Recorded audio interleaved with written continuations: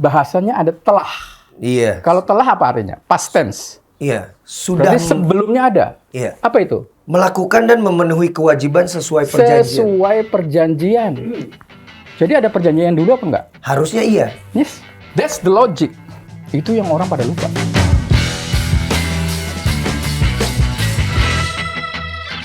Prof. Agus. Yes. Wah, ini kita akan ngobrol agak teknis nih. Boleh. Boleh ya? Boleh. Jadi kan beberapa waktu belakangan ini terjadi perbedaan pendapat. Banyak nih pro kontra, kontroversi, polaritas gitu. Friksi tentang undang-undang hak cipta gitu. Dimana pasal 9 yang membela komposer itu ternyata bisa dilemahkan oleh pasal 87 dan juga 23. Itu gimana tuh Prof? Ini kita harus bacain undang-undang ya kayaknya. Pasalnya ya? Boleh. Nih ya, kalau di pasal 9 itu kan ada hak-hak pencipta lagu.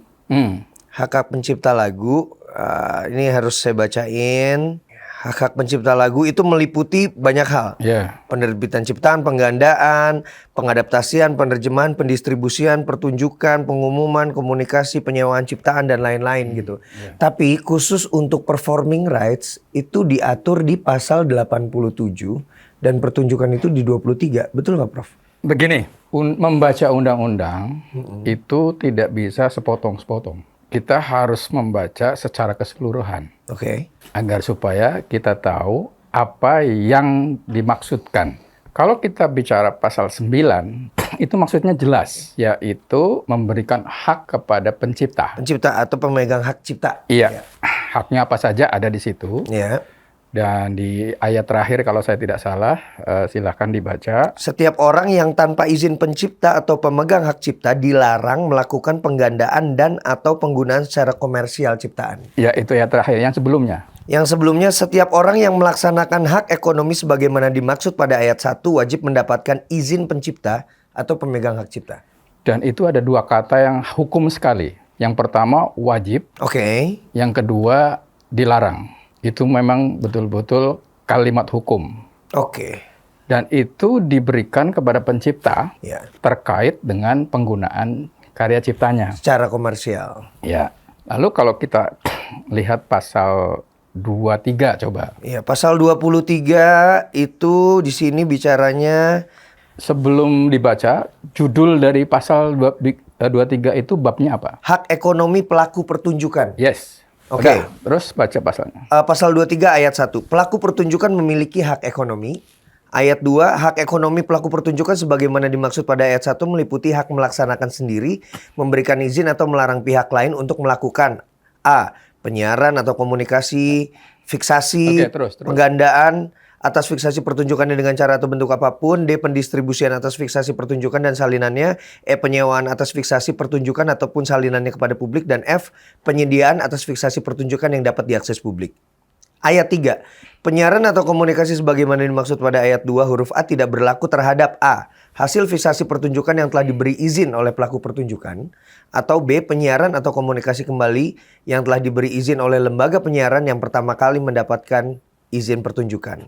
Terus ayat 4, pendistribusian sebagaimana dimaksud pada ayat 2, huruf D tidak berlaku terhadap karya pertunjukan yang telah difiksasi, dijual atau dialihkan. Nah, ini ayat 5 nih yang sering menjadi masalah dan dipakai sebagai senjata. Setiap orang dapat melakukan penggunaan secara komersial ciptaan dalam suatu pertunjukan tanpa meminta izin terlebih dahulu kepada pencipta dengan membayar imbalan kepada pencipta melalui lembaga manajemen kolektif. Oke. Yang bisa saya jelaskan, pasal 23 itu kan ada di bawah judul hak ekonomi pelaku pertunjukan, bukan hak cipta. Itu yang orang seringkali tidak sadar. Jadi pasal-pasal atau isi dari pasal yang ada di bawah pelaku pertunjukan mestinya hanya mengatur mengenai hak pelaku pertunjukan. Dan itu sudah diatur di pasal 23 sampai ayat 4. Ujuk-ujuk muncul ayat 5 yang di situ istilahnya mengatur mengenai hak pencipta yang dianggap tidak dilanggar kalau dipakai orang. Nah, asalkan bla bla bla bla. Dari sisi konsep hukum, ilmu perundang-undangan, pasal 23 ayat 5 ini agak aneh. Karena dia nyelip di tengah-tengah pasal yang mengatur mengenai pelaku pertunjukan, hak ekonomi pelaku Iya, pertunjukan. nyelip. Itu satu. Yang kedua, coba dibaca lagi. Yang 5. Setiap orang dapat melakukan penggunaan secara komersial cipta. Stop, sampai situ. Penggunaan secara komersial. Iya.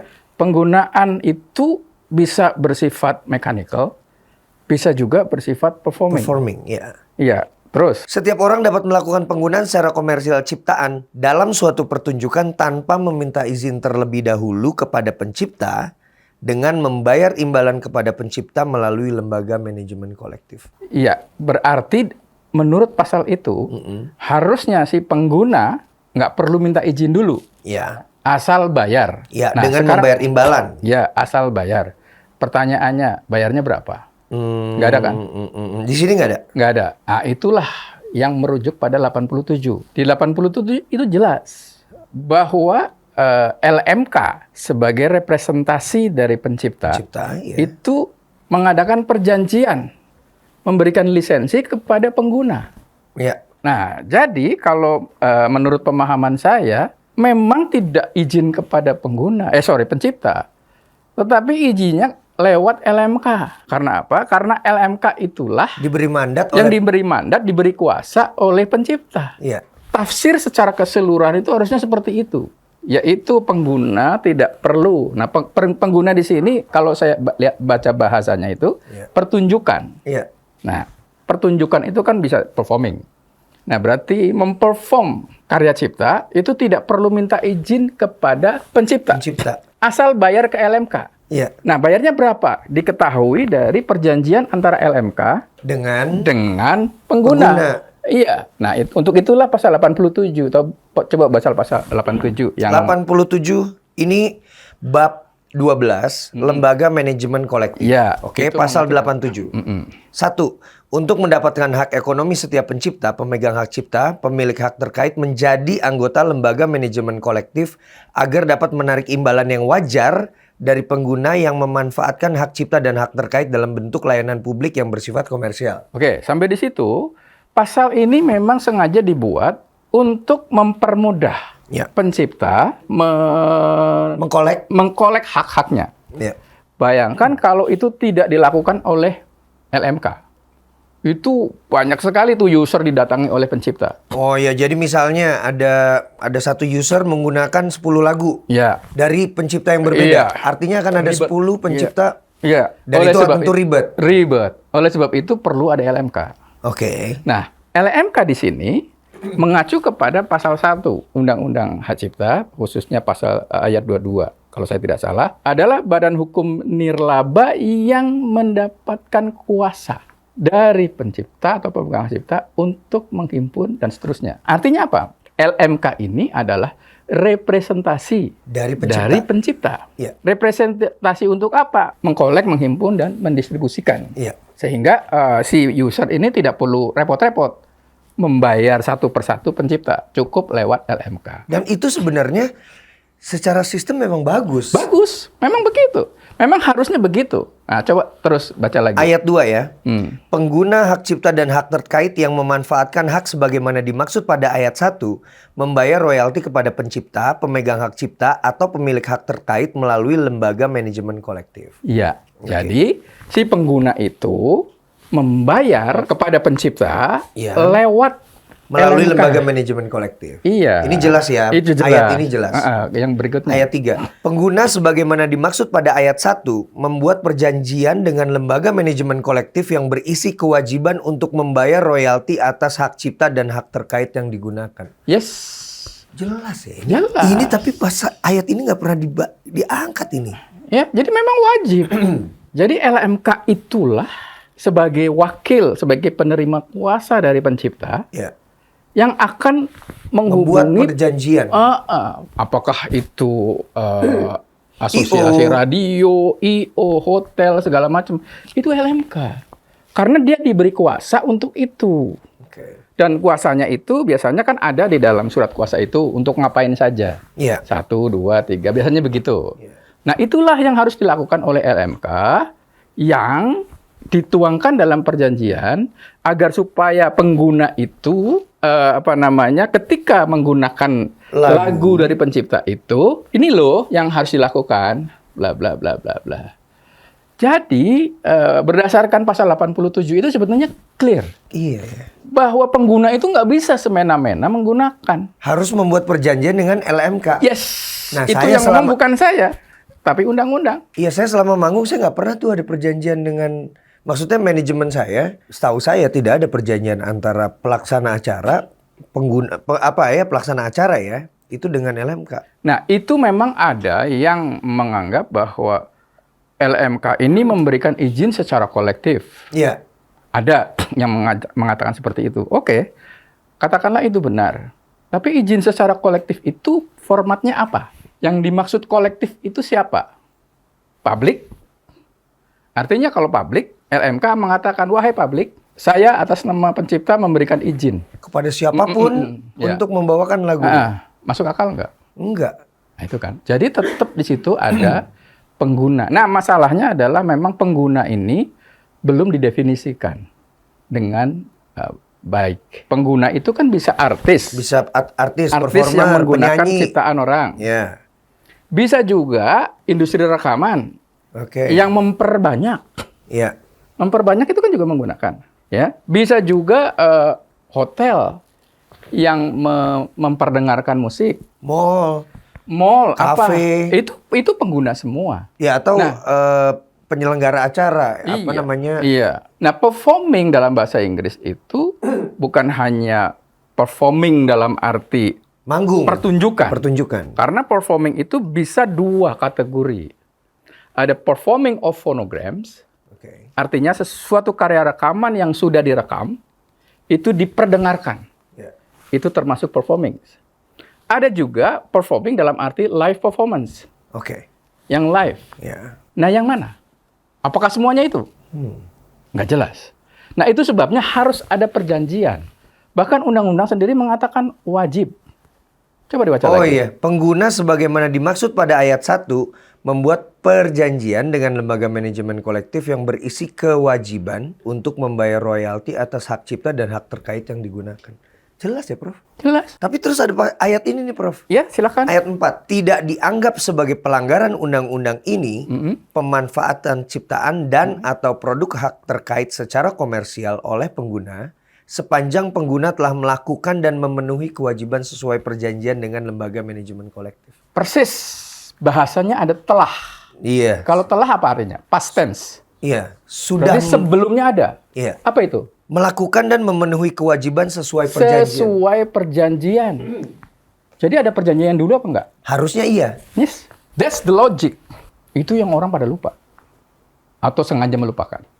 Iya sih. Nah, tapi ini yang banyak membicarakan ini juga orang yang pengacara juga nih, Prof. Pengacara atau orang hukum gitu. Ya, kalau ada ibarat nih, dua orang hukum bertemu, maka pendapatnya bisa 3, 4, 5, 6, 10. Ibaratnya gitu? Iya. Jadi biasa saja, nggak ada masalah. Oke. Nggak ada masalah. Nah, pasal 87 ini, kemudian kalau mau dikait-kaitkan, itu dengan pasal 23. Iya, yang tadi ya. Yang tadi, 23 tanpa izin atau menggunakan tanpa izin pencipta, asal bayar. Iya. Ya kan? Iya, dengan memberikan imbalan bahasanya. Iya, memberikan imbalan. Taunya dari mana imbalannya? Itu. Pasal 87. Perjanjian. Ya. Jelas udah ya? Ya udah, Prof, makasih. Lah udah jelas. Ya. Lalu apa yang mau dipersoalkan? Lah udah jelas. Ya. Lalu apa yang mau dipersoalkan? Jadi sebenarnya pasal 23 dan 87 ini tidak mengalahkan pasal 9. Tidak mungkin. Karena pasal 9 itu induknya hak cipta. Sedangkan undang-undang hak cipta itu adalah undang-undang yang memberikan hak kepada pencipta. Apa? Ya itu ada ya dalam... lucu juga sih, Prof, secara logik ya. Kalau misalnya undang-undang hak cipta justru lebih membela kepentingan pengguna dibanding penciptanya sendiri. Pasti bukan itu maksudnya. Pasti bukan itu dong. Bukan itu. Nah, kalau Mas Dhani pernah bilang, pasal 23 itu sebenarnya yang masukin siapa sebenarnya? Setan belau mana yang masukin pasal ini gitu loh. Mungkin ada hantu blau yang memasukkan pasal 23 dan ini tuh maksudnya kalau itu sih saya tidak berani mengatakan ada atau tidak ada karena itu saya sendiri juga tidak pernah tahu. Oke. Tapi Cuma kalau dari teks pasalnya, khususnya pasal 23, saya sebagai orang hukum, itu harus mengatakan ini kok agak aneh ya. Oke. Pasal hak pelaku pertunjukan kok isinya menegasi, ada orang bilang mengatakan gitu, mengeliminasi bahkan. Pasal 9. Ada yang menafsirkan seperti Iya. itu. Lex dero. Bukan. Itu nggak ada urusan dengan Lex. Lex itu kan law. Law itu undang-undang. Oh, Jadi berarti kalau- salah itu. Yang namanya Lex Specialis Derogat Lex Generali itu adalah Lex dengan Lex. Lex itu artinya Law apa? dengan law bahasa Inggris. Oh, Lex itu law. Law. Yang Lex berarti hukum muda. Oh iya, yang Lex hukum Bukan muda. pasal. Oke. Sorry Prof, itu ini sedikit intermezzo dikit. Oke, Lex spesialis itu Iya, tidak. undang-undang yang lebih spesifik mengesampingkan undang-undang yang umum. Contoh ya. Anda jangan ketawa. Hai, ini penting. Kitab Undang-Undang Hukum Perdata Ya. mengatakan bahwa orang dewasa itu kalau sudah berumur 21 tahun, itu umum. Ya. Ada undang-undang pemilu. Oke. Orang yang sudah dianggap dewasa dan mempunyai hak pilih, umurnya nggak segitu. Yang sudah memiliki KTP. Orang yang boleh menikah, menurut dewasa kan harusnya sudah dewasa dulu. Tetapi undang-undang perkawinan boleh 19 tahun.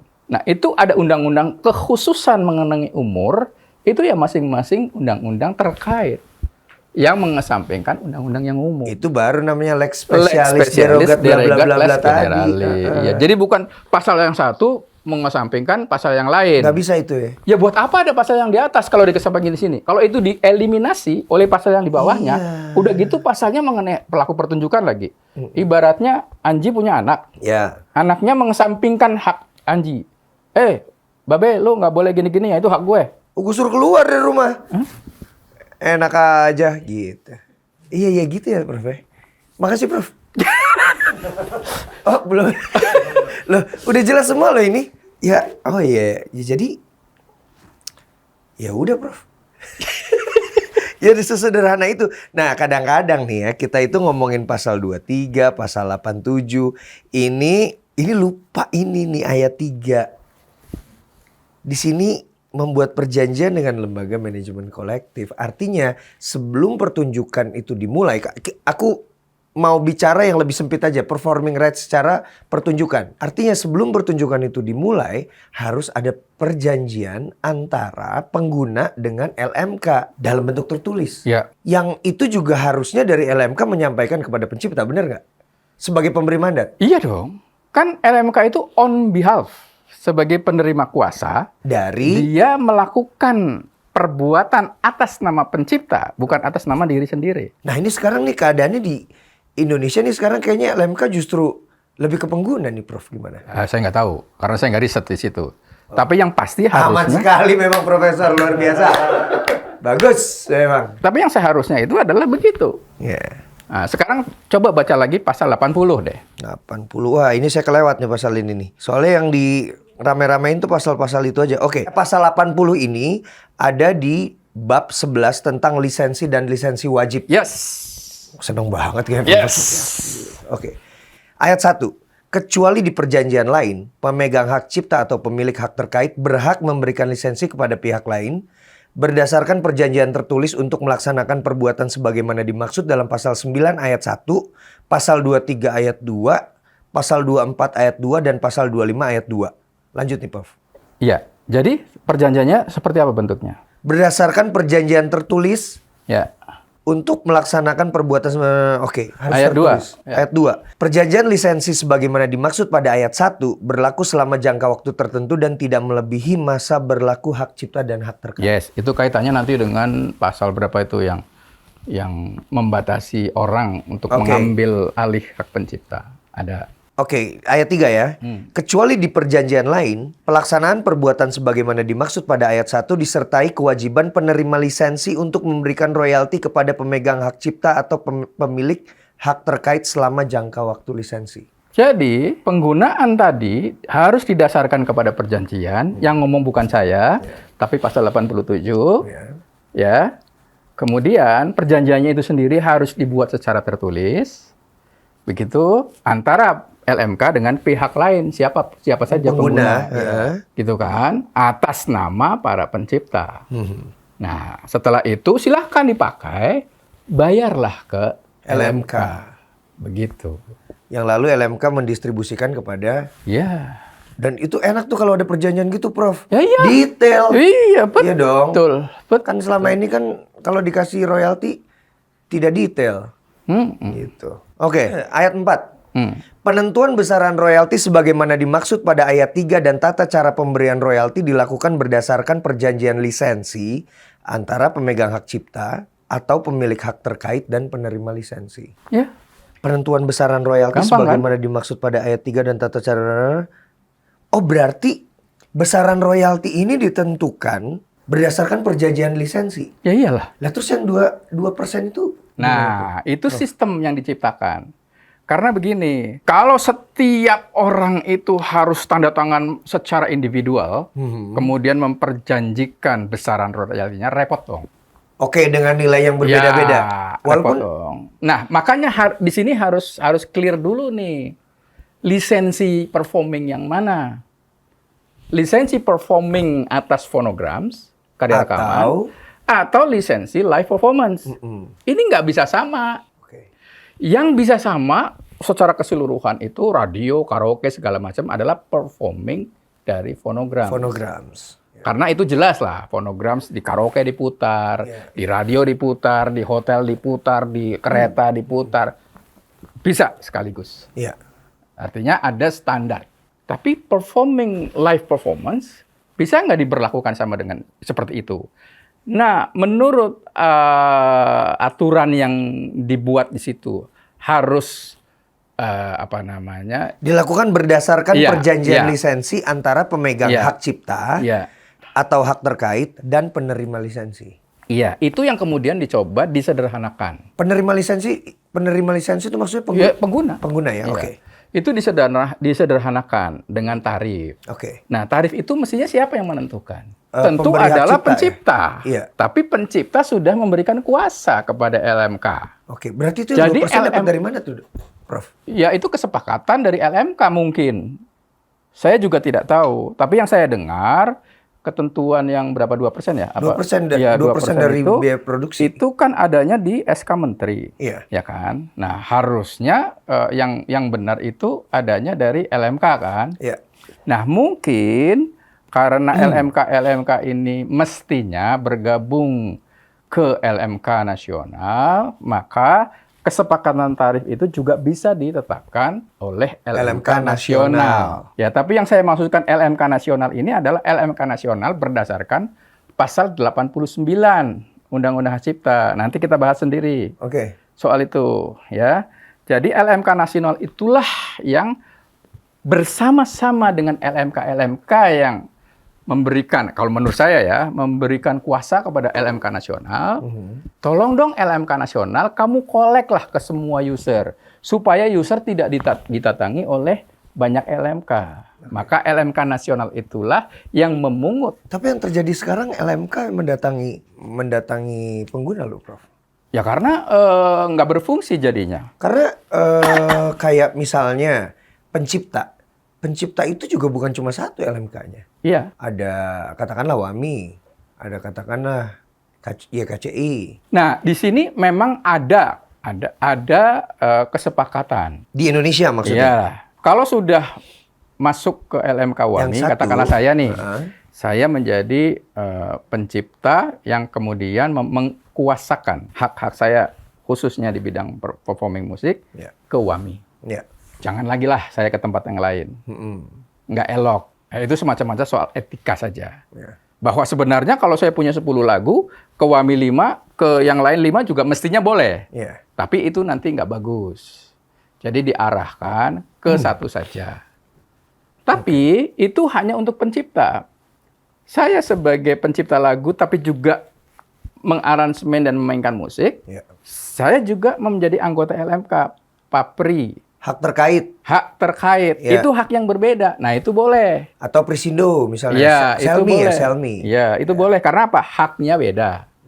Di satu sisi saya sebagai komposer, di sisi yang lain saya sebagai performers. Atau produser, atau itu pengisi, boleh. performer. Gitu kan. Nah, jadi sekarang ini sistem yang dibuat, yang terkait dengan pelaksanaan hak dan kewajiban LMK kepada pencipta dan kepada user itu seperti itu. Jadi supaya nggak riweh. Jadi satu LMK saja. Jadi saya sebagai pencipta memberikan kuasa kepada WAMI, maka WAMI adalah agent saya khusus untuk lagu-lagu saya yang saya serahkan kepada WAMI untuk mengurus collecting royaltinya, gitu. Iya.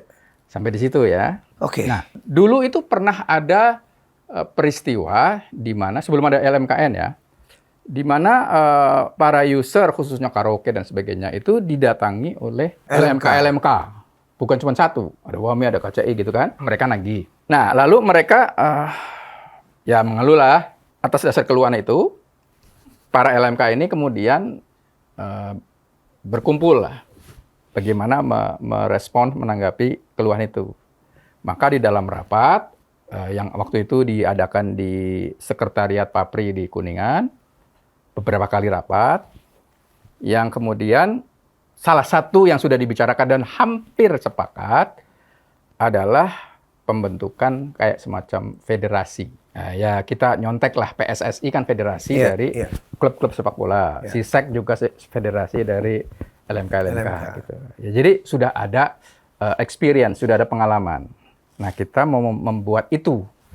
Yang tujuannya adalah single gate, sistem satu pintu. Satu pintu. Jadi nanti yang datang ke karaoke, ke radio, ke hotel, satu pintu itu aja. satu pintu saja. Ya, itu lebih bagus dong sebenarnya. Iya, itu idenya, ya itulah yang kemudian diwujudkan dalam pasal 89.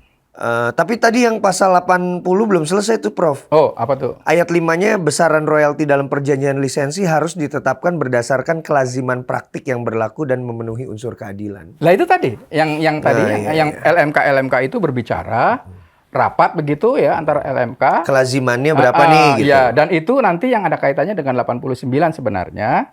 Jadi LMK yang membentuk LMK nasional itu disitulah mereka bersepakat. Berapa nih seharusnya? Nah, harusnya ketika LMK itu bersepakat, mereka juga harus mendapatkan masukan dulu dong dari pemberi mandat. Ya iyalah, namanya juga agent. Tapi kan tidak. Ya, itu soal praktek. Oh, itu di luar kompetensi saya. Itu peristiwa. Oke. Saya sedang bicara norma. Oke, Ya. Prof bicara norma, saya membicarakan tentang apa yang terjadi. Yes. Gitu. Ya. Oke, karena kita tidak pernah disurati atau diajak berkumpul gitu membahas tentang, seingat saya atau mungkin saya salah, tidak diajak menentukan besaran royalti, gitu, performing. Ya mestinya kalau kita bicara hukum sebagai agent, sebagai penerima kuasa, itu ada kewajiban untuk memberikan laporan atas pelaksanaan kuasanya. Itu Bukan cuma persoalan hitung-hitungan aja ya, Prof. Iya, bukan. Macam-macam. Sekarang kalau misalnya saya memberikan kuasa kepada Anji, tolong jualkan ini. Terus diam aja gitu Anji. Ya enggak dong. Pertama jualin dulu. Iya. Harganya berapa? Tanya. Dan bahkan saya nanya dulu nih. Iya. Tunggu, ini product knowledge-nya nih, gitu kan. Iya. A, B, C, D, E, gitu. Mau cara ngejualnya gimana, gini. Harganya berapa? Harganya berapa. Iya. Setelah kuasa itu dilaksanakan, lapor dong ke saya, Pak. Ini saya sudah lakukan, ini harganya segini, gini. Ini pembelinya. Gitu kan harusnya kan? Iya. Ya kan? Ini saya nanya suka nggak dijawab nih, Prof. Saya nanya suka nggak dijawab. Mungkin karena nanyanya agak-agak nggak keras juga sih. Kritis. Nggak tahu nih, belum dijawab udah beberapa kali. Oke, kita ke 89 nih, Prof. Ya. Tunggu dulu, sebelum 89, 88. Lembaga manajemen kolektif sebagaimana dimaksud dalam pasal 87 ayat 1 wajib mengajukan permohonan izin operasional kepada menteri. Yes, jadi semua LMK sebelum beroperasi itu harus mendapatkan izin. Mengapa? Kementerian berarti Kumham. Kumham. Oke. Mengapa? Itu untuk pengawasan. Mengapa harus diawasi? Dia akan mengelola uang publik. Ya. Dia mengkolek uang publik. Uang publik itu maksudnya hak pencipta ya, Iya, komposer yang ya. dikolek dari orang-orang itu. Ya. Nah, kemudian mendistribusikan. Kalau nggak diawasi, bisa berabe. Bisa bocor-bocor dong. Nah, berabe. Itu sebabnya harus diawasi. Langkah pertama pengawasan adalah izin dulu. Ya. Gunanya izin apa? Supaya diketahui LMK ini mempunyai potensi bagus apa enggak. Nah, itulah persyaratan di ayat 2. dibaca. Oke, ayat 2. Izin operasional sebagai dimaksud pada ayat 1 harus memenuhi syarat A. Berbentuk badan hukum Indonesia yang bersifat nirlaba. Yes, badan hukum yang bersifat nirlaba. Lanjut. Oke. B. Mendapat kuasa dari pencipta, pemegang hak cipta, atau pemilik hak terkait untuk menarik, menghimpun, dan mendistribusikan royalti. Yes, jadi nature dari LMK itu sendiri adalah sebagai agent dari pencipta. Karena dia menerima hak berdasarkan kuasa dari pencipta. Lanjut. C. Memiliki pemberi kuasa sebagai anggota paling sedikit 200 orang pencipta untuk lembaga manajemen kolektif bidang lagu dan atau musik yang mewakili kepentingan pencipta dan paling sedikit 50 orang untuk lembaga manajemen kolektif yang mewakili pemilik hak terkait dan atau objek hak cipta lain. Ya, itu jadi si LMK ini paling sedikit mempunyai pemberi kuasa 200 orang. Kalau dia adalah hak cipta. Kalau dia hak terkait, paling sedikit 50 dari performers. Iya. Itu syarat minimal. Oke. Jadi kalau ada yang kurang, bisa nggak dapat izin? Nggak bisa dong. Kalau tidak ada Iya. kuasanya, bisa nggak dapat izin? Nggak. Nah, udah, lanjut. Oke. D. Bertujuan untuk menarik, menghimpun, dan mendistribusikan royalti. Itulah core bisnisnya. Oke. Menarik, Menghimpun, dan mendistribusikan. Ya, lanjut. Dan E.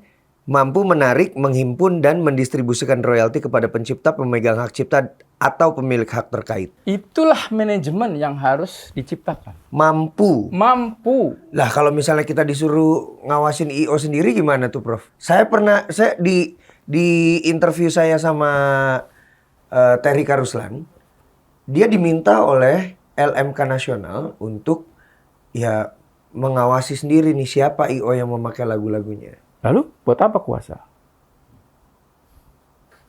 Videografer, jangan senyum-senyum doang. Jawab.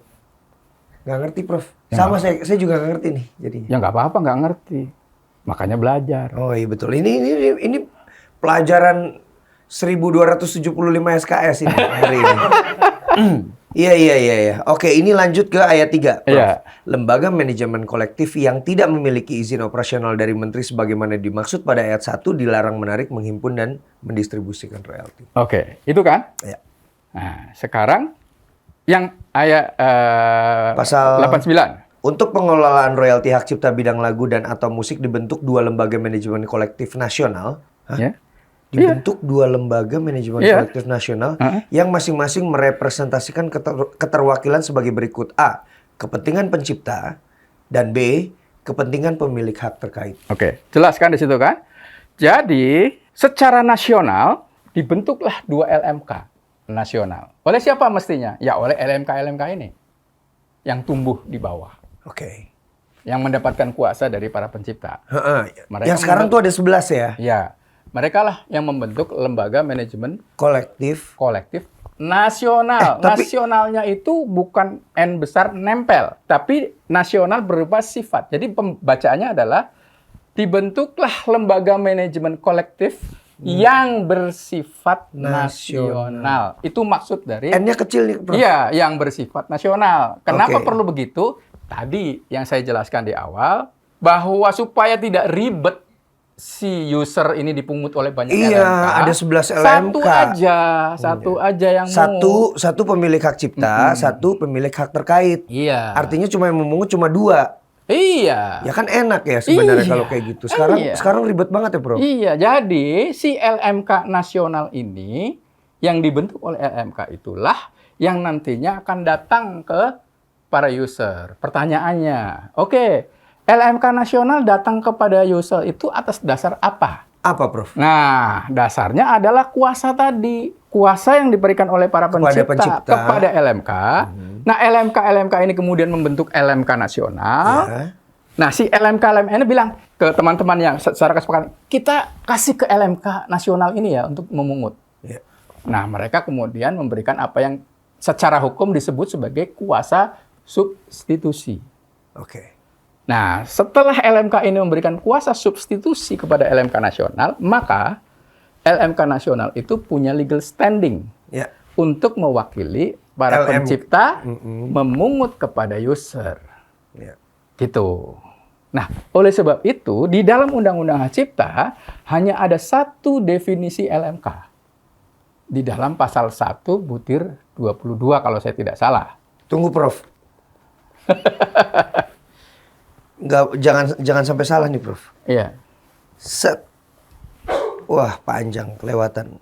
Pasal 1 Butir 22. butir 22. Lembaga manajemen kolektif adalah institusi yang berbentuk badan hukum nirlaba yang diberi kuasa oleh pencipta, pemegang hak cipta, dan atau pemilik hak terkait guna mengelola hak ekonominya dalam bentuk menghimpun dan mendistribusikan royalti. Yes, jadi LMK nasional pun adalah LMK juga. Bukan yang lain. Oke. Nah, memang sekarang ada masalah ketika LMKN itu bukan yang itu, tetapi lembaga bantu pemerintah. Oke, jadi lembaga manajemen kolektif nasional yang ada sekarang itu bukan yang ini sebenarnya. Menurut saya bukan. Bukan versi undang-undang. Tapi versi peraturan pemerintah nomor 56. 56. Iya. Loh, ini jadi double-double dong, Bro. Ya, makanya, kalau nggak percaya silakan baca PP 56. Ada dua definisi LMK dan LMK nasional huruf besar. Kalau LMK itu sama dengan Undang-Undang Hak Cipta. Sedangkan LMK nasional huruf besar yang ada di PP itu bukan LMK ini. Tapi di situ dinyatakan dengan tegas adalah lembaga bantu pemerintah. Atau dalam bahasa akademinya sering disebut sebagai State Auxiliary Organ. Jadi dibentuk oleh pemerintah, ya, dengan persyaratan administrasinya. Nah, tapi kemudian pertanyaannya adalah, benarkah LMK nasional yang versi 56 itu sama dengan LMK versi undang-undang? UUHC. Nah, silahkan dijawab sendiri. Rumit ya ternyata. Pantesan ini teman-teman komposer yang baru-baru yang boro-boro nih mempelajari ini. Orang, Bang, saya mau produksi lagu saya di mana yang murah? Ya elah, mau pelajari ini lagi. Puyeng nih, banyak banget Prof yang nanya ke saya kayak gitu-gitu. Belum lagi, Bang, gimana cara mendistribusikan lagu ke DSP? Ya ampun. Ini saya aja puyeng, Prof, yang udah belasan tahun hitungannya. Terus kita bahas berapa lagi nih, Prof? Yang penting. Terserah, yang mana aja yang harus dilihat dari perspektif hukum. Saya hanya bicara hukumnya ya. Iya. Saya tidak dalam posisi pihak A, B, C, nggak ada. Iya. Dari tadi Prof Agus tuh ini ya, bicaranya norma. Iya. Cara membaca undang-undang Iya. ya. Oh ya, berarti kalau ada orang hukum bertemu dengan orang hukum lainnya akan ada 3, 4, 5, bukan 17. 17. Bukan 2 lagi. Bukan. Perspektif ya. Iya. Oke. Artinya ini masih bisa dipermasalahkan. Bisa. Selalu bisa. Selalu bisa. Tergantung kepentingan masing-masing. Udah Prof. Pusing kepala saya. Ya udah, mau ke tukang pijit. Tukang pijit otak. Enggak. Tapi ini jadi clear sih. Ya. Buat saya clear. Karena ternyata yang selama ini dipermasalahkan yang rame-rame kemarinan itu ya cuma 9, 23, 87. 23 dan 87 mengesampingkan pasal 9. Ya. Itu aja udah lucu kalau menurut saya. Karena Undang-Undang Hak Cipta masa membela kepentingan hak ekonomi pelaku pertunjukan. Satu hal lagi yang orang lupa. Apa, Prof? Undang-Undang Hak Cipta Ya. adalah bukan Undang-Undang Hak Cipta atas musik. Iya, ini keseluruhan. Bayangkan, artinya pasal 9 itu berlaku untuk semua pencipta, bukan hanya musik. Kalau ada orang mengatakan bahwa pasal 9 dieliminasi oleh pasal 23, Waduh, iya juga ya. Wah, bener juga. Iya, ini bukan undang-undang hak cipta atas musik. atas musik atau permusikan atau tata kelola industri musik. Iya, bukan. Ini undang-undang hak cipta untuk semua hak cipta ya. Masih untung para pencipta yang lain nggak protes. Oh ya karena mungkin nggak ngeh, Prof. Ini karena kemarin kasus yang mencuat itu memang cuma tentang pelarangan-pelarangan. Iya. Nah, oke. Ini terakhir, Prof. Ya. Saya nanti mungkin akan minta kuliah 1756 SKS lagi tentang ini. Tapi soal melarang. Ya. Bagaimana menurut Prof? Saya jawabnya udah ada di situ. Apakah pencipta bisa melarang? Tolong baca pasal 9 lagi. Profesor. Iya, baca. Oke, pasal 9. Yang ayat berapa tadi yang ada wajib? Ayat 2 dan 3 ya. Coba. Oke, ayat 2 pasal 9. Setiap orang yang melaksanakan hak ekonomi sebagaimana dimaksud pada ayat 1 wajib mendapatkan izin pencipta. Apa katanya? Wajib. Mendapatkan izin pencipta atau pemegang Iya. hak cipta. Oke. Jadi, Dan ayat 3, ya, setiap orang yang tanpa izin pencipta atau pemegang hak cipta dilarang melakukan penggandaan dan atau penggunaan secara komersial ciptaan. jadi yang melarang bukan saya. Tuh pasalnya, baca yang baik. Loh, kok Profesor ngomelin saya? Iya. Lu jangan gitu dong, Prof. Yang perlu diomelin yang bilang ini dianulir dong. Iya. Mosok pasal ini dianulir.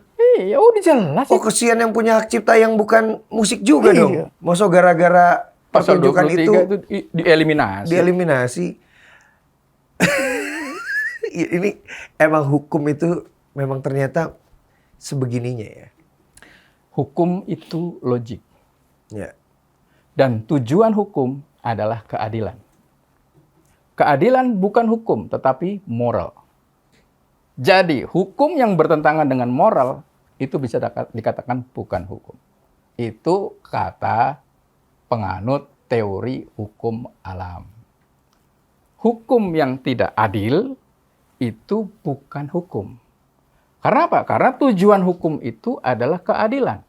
Jadi kalau ada norma-norma hukum yang menciptakan ketidakadilan, itu bisa dikatakan bukan hukum. Nah, tapi kan nggak apa-apa. Yang menciptakan ketidakadilan kan para penafsir-penafsir ini. Sedangkan undang-undangnya kan nggak begitu. Iya. Undang-undangnya tetap mengatakan kalau ada yang mau pakai, wajib. Yang ngomong bukan saya, tapi pasal 9 ayat 2. 2 dan 3. Kalau- Iya, yang wajib tuh 2. Iya. Yang pasal ayat 3-nya itu dilarang. kalau tidak ada izin. Izin. Ya udah Masih selesai. kurang jelas pasalnya. Loh, masih kurang jelas. Ya, masih kurang jelas. Masih kurang jelas. Waduh. Jadi LMKN memang wajib untuk mengkolek royalti sebagai job desk utamanya ya. Iya. LMKN, LMK. LMK. Nah, kalau mau LMKN, boleh. Kasih kuasa. Jadi legal standing LMK nasional itu adalah sebagai penerima kuasa substitusi dari para pemilik hak. Baru ada legal standing. Oke. Ya. Ya udah Prof. Ada satu nih Prof, ini lucu nih. Satu lucu nih Prof. Ini satu nih di pasal 82. Perjanjian lisensi dilarang menjadi sarana untuk menghilangkan atau mengambil alih seluruh hak pencipta atas ciptaannya. Pasal itu adalah perwujudan dari sistem yang adil. Seperti saya katakan tadi, Adil untuk pemilik hak cipta. untuk semuanya. Untuk semuanya. Ada. Jadi, adalah tidak adil kalau sebuah perjanjian itu justru menghilangkan hak dari si empunya hak. Oke. Itu kan? Iya, iya. Nah, pasal 82 ayat berapa itu? 3. Itu adalah perwujudan dari prinsip keadilan yang harus diwujudkan oleh undang-undang. Oke. Jadi kalau ada orang yang menafsirkan bahwa si pemilik hak itu tidak berhak lagi karena adanya ketentuan pasal sekian, Iya. pertanyaannya adalah pasal itu yang salah atau yang menafsirkan yang salah? Oke. Quote of the day.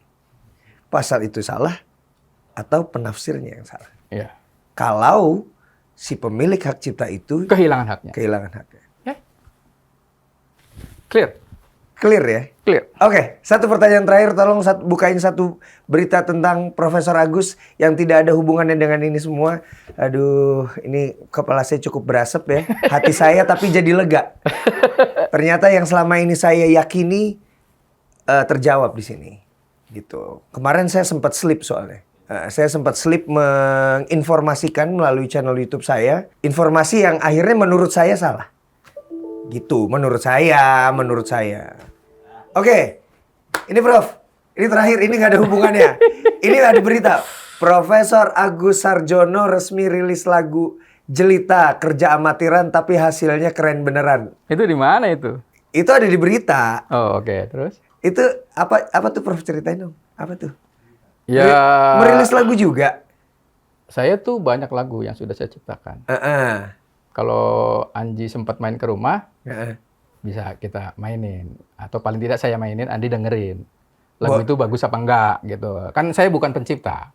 Saya bukan artis. Anji yang artis. Lo pencipta juga dong, kan pencipta. Ya pencipta, tetapi bukan artis. Oh, kalau Mas Dhani tuh bikin 2 kategori tuh. Pencipta hits dan pencipta tidak hits. Ya. Nah, saya mungkin pencipta Itu Mas yang tidak Dhani loh, hits. bukan saya, bukan Iya, saya. Itu, Bukan saya, itu berarti Mas saya Dhani. bukan pencipta yang hits.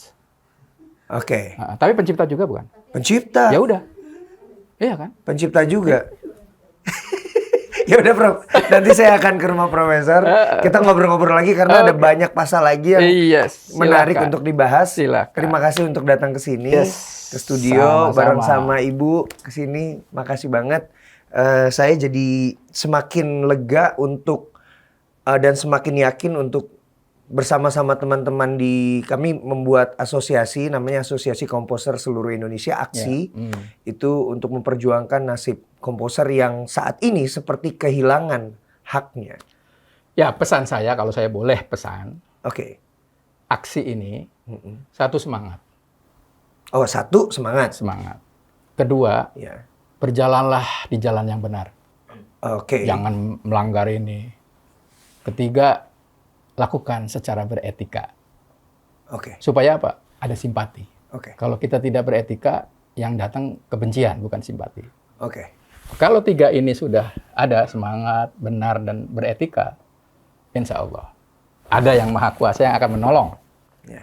Itu. Sudah saatnya hak komposer ini dikembalikan. Ya, betul. Gitu, Prof. Karena di aksi ini banyak sekali komposer-komposer lama Ya. yang datang kepada kita.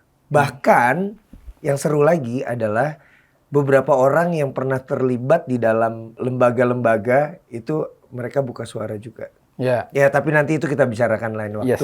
Ini untuk aksi sendiri. Ya. Sekali lagi pokoknya Prof, terima kasih untuk datang ke Duduk Bareng Anji, Sama-sama. ke channel ini. Semoga dapat banyak info dari sini. Mari kita berjuang. Para komposer, ayo kita perjuangkan hak kita. Jangan lupa senyum hari ini. Tepuk tangan boleh, jangan? Nggak boleh, Prof. Oh, nggak boleh. Nggak boleh, senyum aja, Prof.